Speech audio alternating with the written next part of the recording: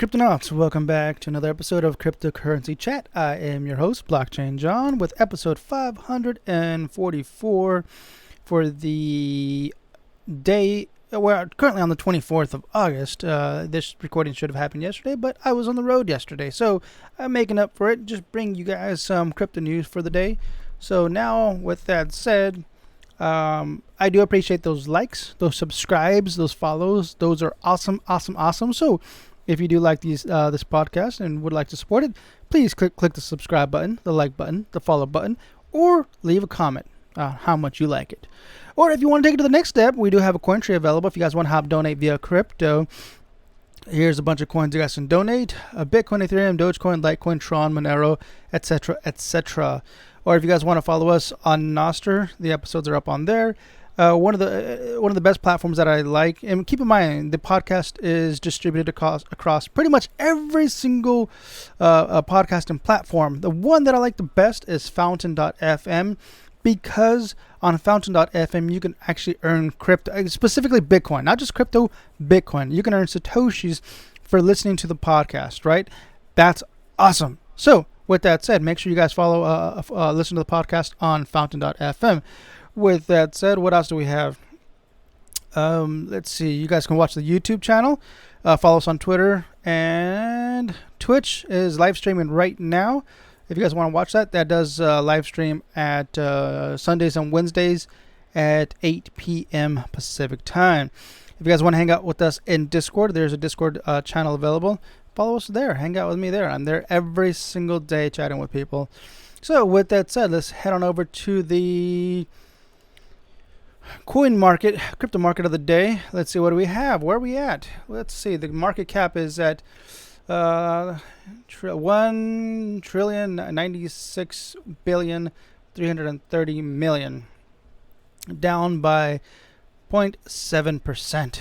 Bitcoin at 26K, Ethereum at 1.6K, Tether 99 cents, BNB at $217, XRP at 51 cents, USD coin $1, Lido staked Ether at 16.59, Cardano at 26 cents, Dogecoin back in the top 10 at 6 cents, Solana $20.91.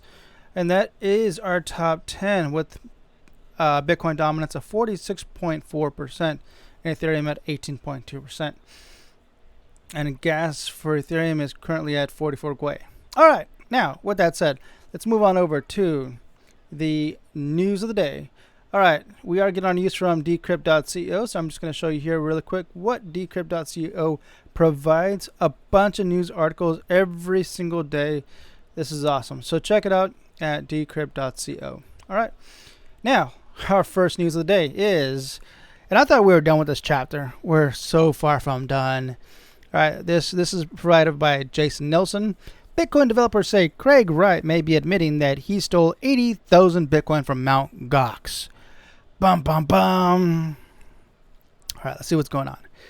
In an ongoing lawsuit filed by Craig Wright, self-proclaimed inventor of Bitcoin, attorney for the 12 Bitcoin core developers targeted by Wright filed a preliminary issue application with the UK High Court. The filing purported to dismantle many of the plaintiffs' claims, the Bitcoin Legal Defense Fund said in a statement on Monday. Wright claims to own 111,000 Bitcoin that were allegedly stolen from the Mt. Gox exchange. The defense notes that Wright lacks any documentation showing ownership of the missing Bitcoin, and accuse him of fabricating the limited documents provided to the court. Quote, "We seek to have this claim struck out on the ground that it is a fraudulent claim and an abusive process," Timothy Ellis, an attorney with Enyo Law LLP, said in the filing. They seek to disclose and other case management direction to enable this threshold issue of fraud to be determined as a preliminary issue. Unquote. A preliminary issue application is a legal tool that aims to resolve specific issues before a trial by addressing key points and potentially saving time and money for those involved in the proceedings. The case is Tulip Trading Limited versus Bitcoin Association for BSV and others. The former being Wright's company, the name of which references the tulip mania that gripped the Netherlands in the 1630s. The application lists the evidence that tulip trading must present in a preliminary trial to demonstrate it's owned the bitcoins in question, and also requests that tulip trading provide a security payment of $1.63 million to cover the cost of the case in the event that it is dismissed, the Bitcoin Legal Defense Fund said.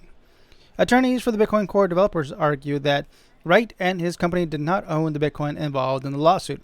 If the court sides with the Bitcoin Core developers, Tulip Trading Limited must provide its ownership of the digital assets before the case can continue.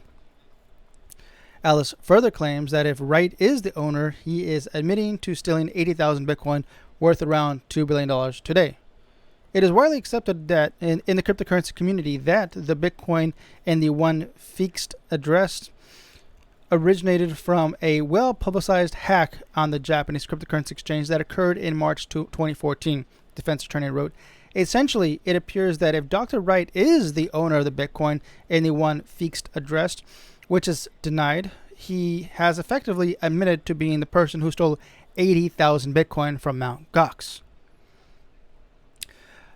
Founded in 2021 with support from the former Twitter CEO Jack Dorsey, the Bitcoin Legal Defense Fund is a nonprofit organization that supports Bitcoin developers in legal cases. In April, the Bitcoin Legal Defense Fund supported the defense of the Bitcoin Core developers targeted in Wright's lawsuit. The Bitcoin Legal Defense Fund, Bitcoin Association for BSV, and the attorneys for Tulip Trading Limited have not yet responded to Decrypt's request for comment. All right, so that is actually news to me, and I believe it's news to you, right? So, what is Craig Wright going to do? Is he going to show that he has the 80,000 Bitcoin or not? And if he does show them and admit that he does own them, right, he's probably going to be charged for hacking these coins and stealing them. $2 billion. That's a lot of money. So, what is it, Craig? Huh? Tulip trading? Huh? Interesting there. All right, next news. Provided by Matt DeSalvo. Feds charge Tornado Cash founders with money laundering, arresting one. All right, I thought we were done with this too, but apparently not. The news continues. The U.S. Department of Justice hit the founders of Tornado Cash with money laundering charges today, arresting one while the other remains at large. In a Wednesday indictment, the feds alleged that Roman Storm and Roman Semenov laundered more than $1 billion in criminal proceeds and charged them with conspiracy to commit money laundering, sanction violations, and conspiracy to operate an unlicensed money transmitting business. Storm was today arrested in Washington state, the indictment said. While publicly claiming to offer a technically sophisticated privacy service, Storm and Semenov in fact knew that they were helping hackers and fraudsters conceal the fruits of their crimes, U.S. Attorney Damian Williams said in today's DOJ announcement. Acting Assistant Attorney General Nicole M. Argentieri said, "Cryptocurrency mixers have become the go-to method for criminals to conceal their ill-gotten gains." Tornado Cash is a popular coin mixer app used to anonymously send and receive Ethereum, the second largest digital asset by market cap. But the Department of Treasury's Office of Foreign Assets Control last year banned Americans from using the service, claiming that criminals had to use it to launder money, specifically naming the North Korean state-sponsored hacker organization Lazarus Group. Hackers used the app to launder funds after a $622 million hack on NFT gaming Axie Infinity's Ronin Bridge last year. Today's indictment alleged that Storm and Semenov chose not to implement Know Your Customer, KYC, or anti-money laundering programs as required by law. It further claims that they operated an app to facilitate hundreds of millions of dollars in further sanctions, violating transactions. Bum, bum, bum. Yes, actually, we knew all that. I thought there was new news, but not really new news, other than, there's one arrested. Okay. Now, this next one, I think is going to be pretty cool. Let's see what's going on here. All right, next news written by Decrypt AI. Bum bum bum. Yes, Decrypt is using AI, and they do actually have a section dedicated to that. And any other articles that does have some AI editorials in it, they will actually. What they did here was add here like Decrypt AI, and edited by Ryan Azawa, former corrections officer charged in crypto fraud targeting police. A former New Jersey corrections officer has been charged by the Securities and Exchange Commission with defrauding hundreds of law enforcement personnel and first responders in a cryptocurrency investment scheme. John A. DeSalvo was charged on Wednesday with illegally raising over $620,000 from about 220 investors through an unregistered crypto token called Blazer Token, which collapsed in May 2022. What's particularly offensive about this case is that DeSalvo used his status as a former corrections officer to gain the trust of fellow law enforcement personnel, a number of whom invested their savings with him. Sid Gerbier S. Grewal, SEC Director of Enforcement.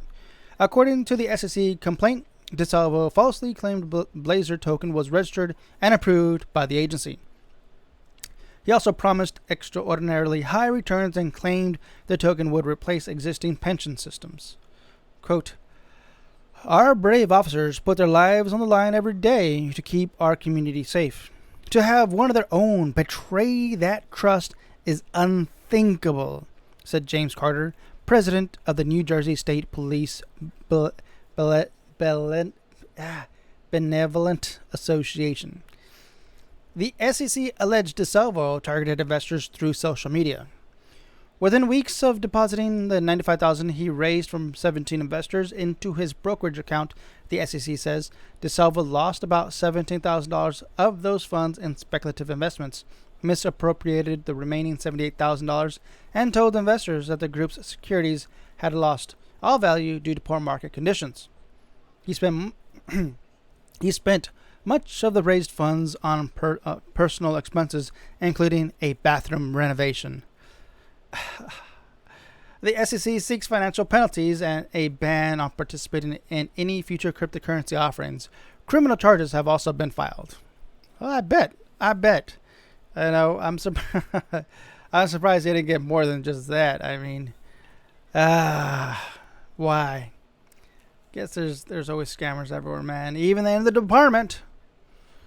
All right, here's another one that's jumped onto my radar. I did not know about this until recently, and initially I ignored it, but the past couple of days it is booming. So I want to let you guys know what this news article is all about. Friend.tech. Maybe you guys heard of it, maybe you guys haven't. So I'm going to bring it here to you guys first. All right, this one's written by Jason Nelson. Friend.tech renames its token, but is it even legal? All right. 3 months ago, after a largely unnoticed pivot, the social token platform Friend.tech is now the belle of the crypto ball, surfing a wave of popularity that has sucked in celebrities and surprised its creators. Its rapid rise has some calling it a Ponzi scheme, and late Monday, the app experienced an internal identity crisis, announcing that it was changing the name of its core assets, shares. "We've renamed shares to Keys," Friend.tech posted on Twitter. "The original name was a placeholder during development, and we think Keys better illustrates their purpose as in-app items used to unlock your friend's chat room." And here's a tweet from Friend.tech saying the same thing. "We've renamed shares to Keys." All right. Staying off the radar of a certain SEC chair, Uncle Gary, may have also played a part in the decision to change the name. Well, on his way down a well-worn warpath against the cryptocurrency industry, Gary Gensler has labeled many digital assets as securities, and by calling their assets shares, Friend.tech could have found itself in his crosshairs. Quote, "My legal alarm bells went off when I saw that the tokens were called shares," Orlando Cosme, founder and managing attorney at OC Advisory, told Decrypt on Telegram. "The reason for this is that an element of the Howey test is a reasonable expectation of profits. The Howey test is used in the United States to determine whether a transaction qualifies as a sale of an investment contract and would be considered a security under the Securities Acts of 1933. That prong of Howey test is all about marketing and economic structure, Cosme explained. Things that influence how a purchaser could reasonably believe that their purchase could provide them with a financial return. If a transaction passes the Howey test, it is subject to securities regulations in the U.S. Friend.tech launched on Coinbase's base scaling network for Ethereum earlier this month. The app lets users buy and sell keys, not shares, tied to their favorite Twitter accounts, providing them access to private in-app chat rooms with that user. By calling it shares, a purchaser may reasonably believe that they are buying something similar to stock, Cosme said. So it makes sense that they would change the brand name for the term and would have been what I would have advised a client to do. Like stocks, a share is a financial instrument representing ownership in a business or, in the case of Friend.tech, a person. The problem with calling its assets a share is that shares are definitely classified as a security by the U.S. Securities and Exchange Commission. Regardless of the name change, Cosme told Decrypt he doesn't believe the token on Friends.tech would be considered securities, but he said how users pitch their tokens matters. Quote, I think most tokens on Friends.tech wouldn't be securities, but an account can do things in a way they promote it, how they structure their chat, and how they distribute funds to token holders that could potentially make them securities, he said. So you got to be very, very careful. Check it out. If you guys are actually on Base, obviously Base just came out not too long ago. Coinbase's, I guess, Ethereum Layer 2 protocol, DeFi. Not even sure because I'm not on it. But check it out. I guess you can hit up friend.tech on there. Or just look it up on YouTube. I'm sure there's a lot of people that actually made some videos on that. As for me, I'm not interested. Anything that's Ethereum based, I just personally don't have any interest in Ethereum. I've lost interest in Ethereum long ago. I was enjoying it in the early days because the gas fee was so low that the recurring transactions that I would do were so minimal, right? So all these I guess DeFi's or apps or games, primarily games that I played in the early days, I didn't mind them. I would develop my character, go on battles, go on adventures or whatever, and I would make these transactions that are required obviously by the game, and toughen up my character, level up my character, and that was fun. That was cool. I like it because it was just like a fraction of a penny, maybe a penny here and there. It didn't bother me. But now it's like, dude. Yeah, I'm not paying a few bucks every single time to do that kind of transaction. I'm good. So, yeah. I think what I'm doing now, the only game I'm really playing right now is DeFi Kingdoms. And again, because of transaction fees, they're relatively affordable. And there's a lot of new games coming out that I'll be checking out here later on in the year. There's a lot in development. We did mention some games. So check out those previous episodes where we're talking about games. So, yeah, let's see. That's pretty much it, Cryptonauts. I don't think I have anything else. That was our 4 news article of the day. We provide you guys the market of the day. So yeah, Cryptonauts. Another good episode. Solid run. I like that. That's good. So can't complain. So, with that said, Cryptonauts. Until next time. Stack sats. And HODL. Adios.